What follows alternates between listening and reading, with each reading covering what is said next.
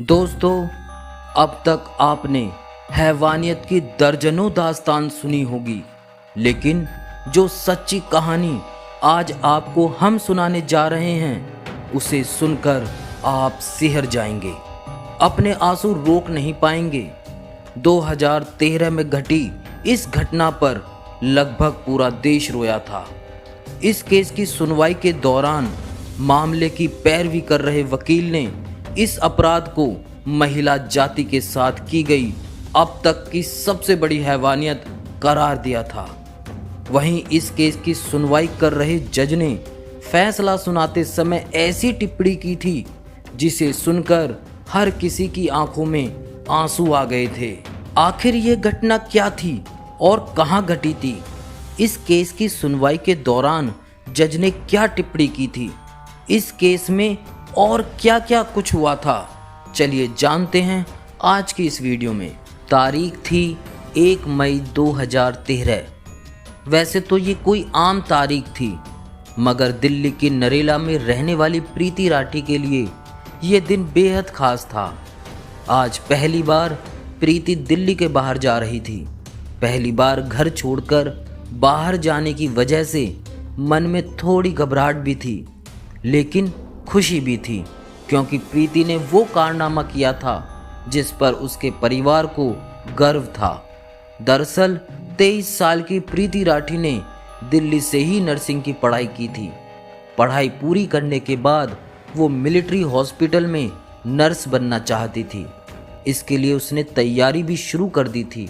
इसी दौरान Indian navy में नर्स की वैकेंसी निकली। प्रीति राठी ने भी इस जॉब के लिए अप्लाई किया और एग्ज़ाम में शामिल हुई और सफल भी हुई। प्रीति नेवी में बतौर नर्सिंग ऑफिसर सिलेक्ट कर ली गई। अब सभी कागजी कार्रवाई पूरी हो चुकी थी और अब प्रीति को मुंबई के कोलाबा में स्थित नौसेना ऑफिस में रिपोर्ट करना था और उसे INS मुंबई में बतौर सेकंड लेफ्टिनेंट ड्यूटी ज्वाइन करनी थी। इसी वजह से प्रीति मुंबई जा रही थी। चूंकि परिवार की बेटी पहली बार दिल्ली से बाहर जा रही थी, इसलिए प्रीति को मुंबई तक छोड़ने पिता अमर सिंह राठी, चाचा विनोद कुमार दहिया और चाची सुनीता दहिया भी साथ में जा रहे थे। इन सभी को गरीब रथ एक्सप्रेस से मुंबई के बांद्रा स्टेशन पर पहुंचना था। तय समय पर 1 मई 2013 को ट्रेन दिल्ली के निजामुद्दीन स्टेशन पर आकर रुक जाती है। ट्रेन रुकते ही प्रीति अपने परिवार वालों के साथ जल्दी से ट्रेन में सवार हो जाती है। इस ट्रेन में काफ़ी भीड़ भाड़ थी। सीट पर जितने लोग थे उससे कहीं ज़्यादा लोग खड़े भी थे, इसलिए बोगी के अंदर गहमा गहमी कुछ ज़्यादा ही थी। ट्रेन के अंदर भीड़ के बीच एक युवक ऐसा भी था जिसने अपना चेहरा गमछे से छुपाया हुआ था और वो कैप पहने हुए था। वो किसी से बात नहीं कर रहा था, लेकिन कभी उठकर बाथरूम की तरफ जाता तो कभी वापस आकर सीट पर बैठ जाता और वो अक्सर प्रीति को झांकने की कोशिश कर रहा था। ये बात प्रीति के परिवार वालों ने भी नोटिस की थी और वो कुछ ज़्यादा ही सतर्क हो गए थे। भीड़ भाड़ और गहमा गहमी के बीच सभी लोग सो गए। रात यूं ही गुजर जाती है। सुबह होते ही सभी लोग उठ जाते हैं और इधर ट्रेन भी अपनी मंजिल की तरफ तेजी से बढ़ती हुई मुंबई पहुंच जाती है। अब तारीख बदलकर 2 मई 2013 हो चुकी थी। प्रीति और उसके परिवार वालों को बांद्रा टर्मिनल पर उतरना था। सुबह के 8:05 पर ट्रेन बांद्रा स्टेशन पहुंच जाती है और प्रीति, उसके पिता, चाचा और चाची सभी ट्रेन से उतर जाते हैं। यहाँ से अब सभी को अपनी अगली मंजिल की तरफ आगे बढ़ना था। ट्रेन से उतरने के बाद प्रीति थोड़ी थकी हुई महसूस कर रही थी, इसलिए वो थोड़ा धीरे धीरे चल रही थी, जबकि प्रीति के पिता और उसके चाचा चाची प्रीति से कुछ कदम आगे चल रहे थे। जब प्रीति ने देखा कि वो चलने में अपने पिता और चाचा चाची से काफ़ी पीछे हो गई है, तो वो भी अपने कदम को तेजी से बढ़ाना शुरू कर देती है ताकि वो उन लोगों के पास पहुंच सके। अभी प्रीति ने अपने कदम तेजी से बढ़ाना शुरू ही किए थे कि अचानक प्रीति महसूस करती है कि किसी ने उसके कंधे पर उसे पीछे से छुआ है। प्रीति के कदम अचानक रुकते हैं और वो पीछे मुड़कर देखती है कि किसने उसे छुआ है। प्रीति जैसे ही अपना चेहरा पीछे करती है, उसे वही लड़का दिखता है जो अपने चेहरे को गमछे से छिपाकर उसकी बोगी में ही बैठा हुआ था और लगातार उसे ही देखने की कोशिश कर रहा था। उसे देखने के बाद प्रीति कुछ समझ पाती उससे पहले ही वो नकाबपोश लड़का एक डिब्बा निकालता है और अगले ही पल उस डिब्बे में से कुछ प्रीति के चेहरे की तरफ फेंकता है। जैसे ही वो फेंकी गई चीज प्रीति के चेहरे पर पड़ती है, अचानक प्रीति दहाड़े मारकर चिल्लाना शुरू कर देती है। प्रीति की आवाज़ सुनकर उसके पिता और चाचा चाची दौड़कर उसके पास आते हैं। दूसरे पैसेंजर भी प्रीति के आसपास जमा हो जाते हैं। प्रीति की हालत देखकर लोगों को समझ आ जाता है कि दरअसल किसी ने उसके चेहरे पर एसिड फेंक दिया है। प्रीति के पिता और चाचा तुरंत उसे उठाते हैं और स्टेशन मास्टर के ऑफिस में लेकर चले जाते हैं, क्योंकि प्रीति काफ़ी तकलीफ में थी और जख्म काफ़ी गहरे लग रहे थे।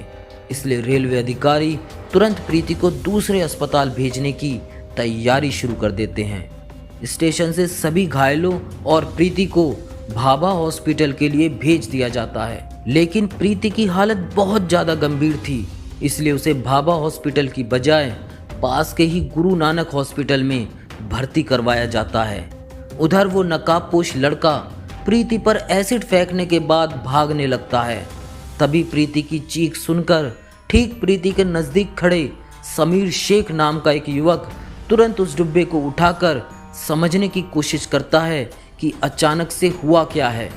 तभी डिब्बे से एसिड समीर के हाथों पर गिरता है और वो तुरंत डिब्बा नीचे फेंकता है और समझ जाता है कि इस लड़की पर एसिड अटैक हुआ है और वो तेजी से उस नकाबपोश व्यक्ति के पीछे भागना शुरू कर देता है और साथ ही चिल्लाता है, सलीम, सलमान, उसे पकड़ो, पकड़ो उसे। कुछ ही पलों में वो नकाबपोश उन सभी को चकमा देकर भाग जाने में कामयाब हो जाता है।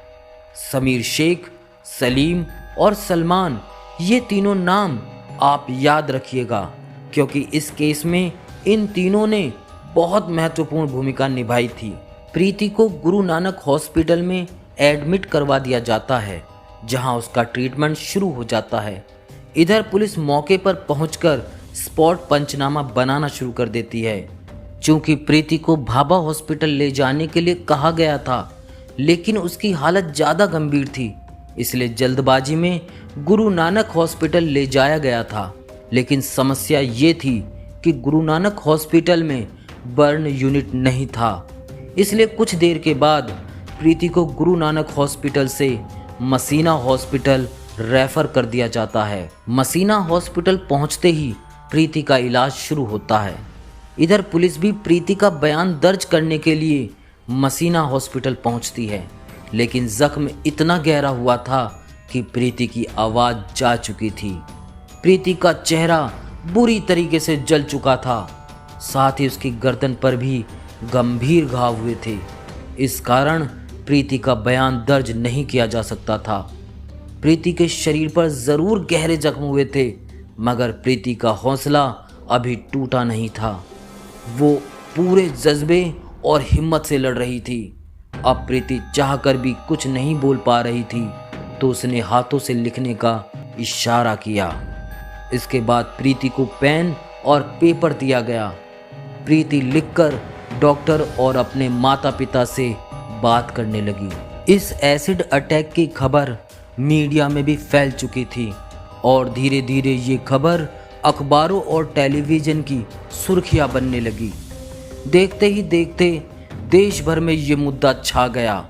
लोग इस एसिड अटैक के खिलाफ सड़कों पर उतरना शुरू कर देते हैं और देश के कई हिस्सों में विरोध प्रदर्शन शुरू हो गया था और जल्द से जल्द प्रीति के गुनहगारों को गिरफ्तार करके सज़ा देने की मांग शुरू हो गई थी। पुलिस पर भी दबाव था कि वो तुरंत अपराधी को गिरफ्तार करे। लेकिन समस्या ये थी कि अपराधी का कहीं से कोई क्लू नहीं मिल रहा था। हालांकि घटना के समय स्टेशन पर मौजूद कुछ गवाहों के बयान के अनुसार अपराधी का स्केच पुलिस ने तैयार करवा लिया था और अपराधी की तलाश शुरू हो गई थी, मगर पुलिस के हाथ खाली थे। इसी बीच 4 मई 2013 को पवन कुमार नाम का एक लड़का प्रीति की बहन तन्नू को फोन करता है और प्रीति के बारे में पूछता है कि वो कैसी है। पवन कुमार बीटेक का स्टूडेंट था और प्रीति से उसकी पुरानी जान पहचान थी। इस बात की जानकारी तनु अपने पिता अमर सिंह राठी को देती है और अमर सिंह जांच कर रहे पुलिस अधिकारियों को भी इस बात की जानकारी देते हैं कि पवन कुमार नाम के एक लड़के ने फ़ोन करके प्रीति का हालचाल पूछा है। ये जानकारी हाथ लगने के बाद पुलिस वो स्केच जो गवाहों के बयान के आधार पर बनाया गया था प्रीति को दिखाती है और प्रीति से पूछती है कि क्या तुमने इन्हें पहचानती हो। जवाब में प्रीति बोर्ड पर 3 नाम लिखती है, सत्यम, अंकुर और पवन कुमार। प्रीति के अनुसार स्केच में दिख रहा लड़का इन तीनों में से कोई एक हो सकता था, क्योंकि प्रीति कुमार ने भी पवन कुमार का नाम लिया था और पवन कुमार ने फ़ोन करके प्रीति का हालचाल जाना था।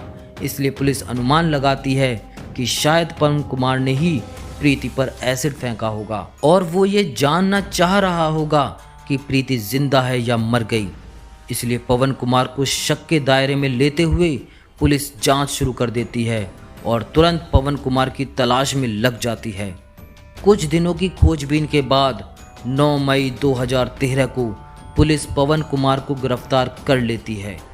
इस गिरफ्तारी की खबर के बाद लोगों का गुस्सा और भड़क जाता है और वो जल्द से जल्द अपराधी को कड़ी से कड़ी सजा दिलवाने की मांग शुरू कर देते हैं। लोग प्रीति के जल्द से जल्द स्वस्थ होने की भी दुआएं कर रहे थे, मगर प्रीति की हालत दिन प्रतिदिन बिगड़ती ही जा रही थी। प्रीति के इंटरनल ऑर्गन्स धीरे धीरे काम करना बंद कर रहे थे। मसीना हॉस्पिटल के डॉक्टर को लगने लगा कि प्रीति की हालत ज़्यादा गंभीर हो रही है, तो उन्होंने तुरंत प्रीति को रेफर करते हुए बॉम्बे हॉस्पिटल भेज दिया ताकि बेहतर इलाज मिल सके। जैसे ही प्रीति को बॉम्बे हॉस्पिटल लाया जाता है, देश के टॉप स्पेशलिस्ट डॉक्टरों की टीम बनाई जाती है और उन्हें ही प्रीति का इलाज का जिम्मा दिया जाता है। लाख कोशिशों के बावजूद यहाँ भी हालत सुधरने की बजाय और बिगड़ने लग जाती है और प्रीति वेंटिलेटर सपोर्ट पर चली जाती है। फिर भी डॉक्टर हार नहीं मानते हैं और प्रीति की जान बचाने की हर संभव कोशिश करते हैं। एसिड अटैक को हुए लगभग 2 महीने हो चुके थे और प्रीति अब भी हालात से लड़ रही थी, लेकिन अंततः 1 जून 2013 को दिल की धड़कन रुकने की वजह से प्रीति इस दुनिया को छोड़कर चली जाती है। प्रीति की मौत की खबर से देश में गम और गुस्से की लहर दौड़ जाती है। हर कोई प्रीति के जाने से सदमे में था। प्रीति की मौत के बाद पोस्टमार्टम किया जाता है और उसके शव को अंतिम संस्कार के लिए दिल्ली लाया जाता है, लेकिन प्रीति के घर वाले मामले की सीबीआई जांच की मांग करते हुए अंतिम संस्कार करने से मना कर देते हैं और प्रीति के शव के साथ ही एक प्रदर्शन रैली निकाली जाती है। अंत में सरकार की ओर से सीबीआई जांच का आश्वासन मिलने के बाद पूरे राज्य के सम्मान के साथ प्रीति का अंतिम संस्कार किया जाता है। प्रीति की मौत और अंतिम संस्कार के बाद हर किसी की एक ही मांग थी कि जल्द से जल्द प्रीति के कातिलों को कड़ी से कड़ी सजा दिलवाई जाए। पुलिस ने भी पवन कुमार नाम के एक लड़के को गिरफ्तार कर लिया था, लेकिन समस्या ये थी कि पवन कुमार के खिलाफ किसी भी तरह का सबूत नहीं मिल पा रहा था। इसी बीच प्रीति के पिता अमर सिंह राठी अपने स्तर से पता लगवाते हैं तो ये बात सामने आती है कि 2 मई 2013 यानी घटना वाले दिन पवन कुमार मुंबई में था ही नहीं, बल्कि वो रोहतक में था। बाद में पुलिस भी पवन कुमार के फ़ोन का लोकेशन हिस्ट्री निकलवाती है तो पता चलता है कि घटना वाले दिन पवन कुमार वास्तव में रोहतक में था। पुलिस की बजाय प्रीति के पिता द्वारा यह पता लगाया जाना कि पवन कुमार उस दिन रोहतक में था, पुलिस की बड़ी नाकामी थी और ये इस बात का संकेत भी था कि पुलिस इस घटना की जांच सही तरीके से नहीं कर रही है। इसलिए प्रीति के पिता कोर्ट में एक रिट पिटीशन फाइल करते हैं और सीआईडी मुंबई से जांच की मांग करते हैं। कोर्ट ये मांग मान लेता है और मामले की जांच सीआईडी मुंबई को दे दी जाती है। केस हाथ में आते ही सीआईडी मुंबई जांच के सिलसिले में सबसे पहले प्रीति राठी के घर जाती है और कुछ जानकारी जुटाना शुरू कर देती है। सीआईडी के अधिकारी प्रीति के कुछ नज़दीकी रिश्तेदारों से भी पूछताछ करते हैं। रिश्तेदार से पूछताछ के दौरान एक रिश्तेदार पुलिस वालों को बताती है कि पड़ोस में ही रहने वाला अंकुर पवार नाम का एक लड़का प्रीति से एक तरफा प्यार करता था। उसने प्रीति को प्रपोज भी किया था, लेकिन प्रीति ने साफ मना कर दिया था। इसके अलावा अंकुर पवार प्रीति से ही शादी करने की जिद कर रहा था, लेकिन प्रीति ने इस प्रस्ताव को भी ठुकरा दिया था। प्रीति के एक रिश्तेदार के मुताबिक इसी के बाद अंकुर ने प्रीति को अंजाम भुगतने की धमकी दी थी। पुलिस के लिए एक बड़ा क्लू था। पुलिस तुरंत अंकुर का पता लगाती है और उसे पूछताछ के लिए बुलाया जाता है। पुलिस अंकुर से पूछती है कि 1 मई 2013 को तुम कहाँ थे। इस पर अंकुर ठीक ढंग से जवाब नहीं दे पाता है और तुरंत अपने बयान बदलने लगता है। इसके अलावा पुलिस को ये भी नजर आता है कि अंकुर के दोनों हाथों पर जख्म के निशान हैं। ये जख्म वैसे ही थे जैसा कि एसिड से जलने पर होता है।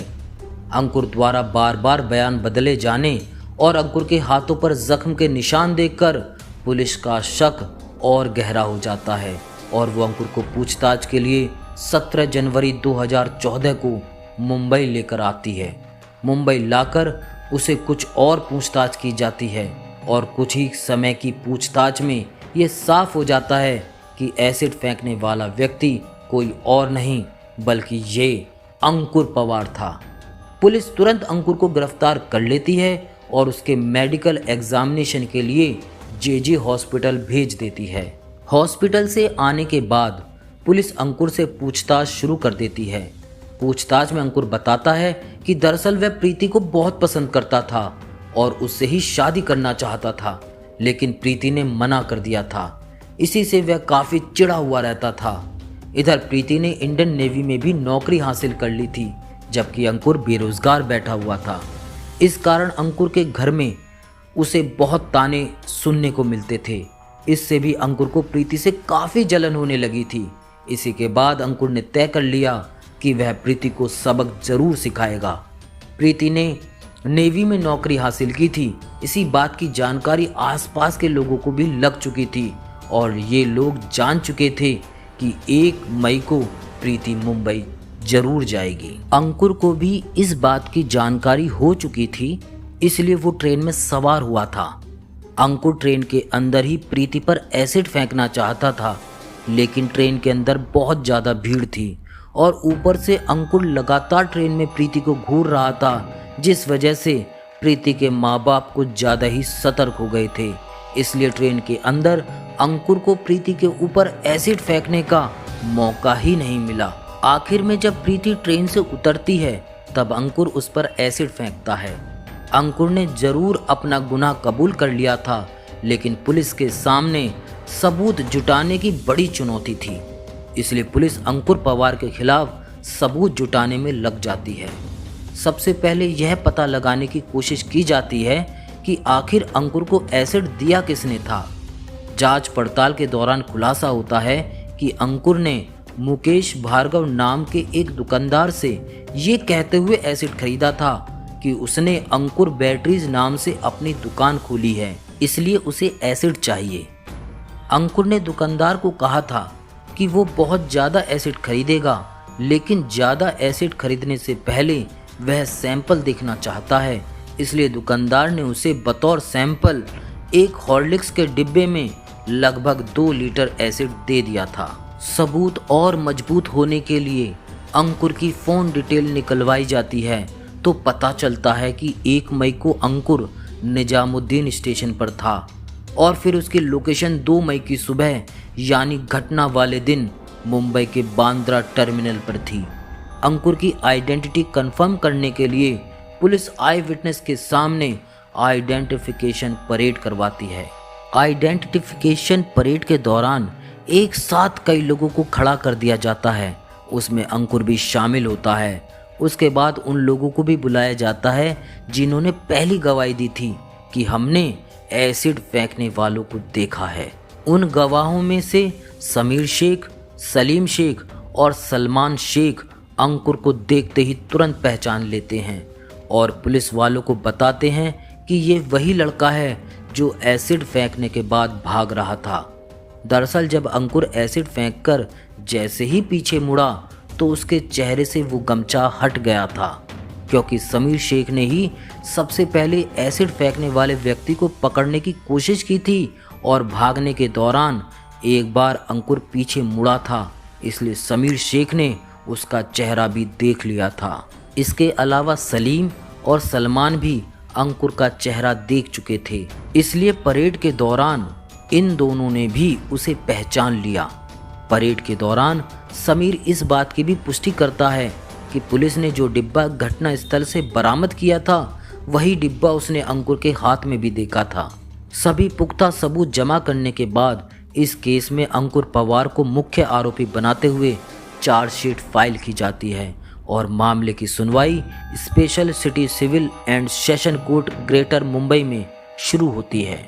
यह जानकर आपका खून खौल जाएगा कि जब अंकुर को सुनवाई के लिए कोर्ट में लाया जाता है तो वह अक्सर मुस्कुराते हुए आता है। कई बार वो मुस्कुराते हुए विक्ट्री साइन दिखाता है। कोर्ट में सुनवाई के दौरान पुलिस की ओर से कुल 37 गवाह पेश किए जाते हैं।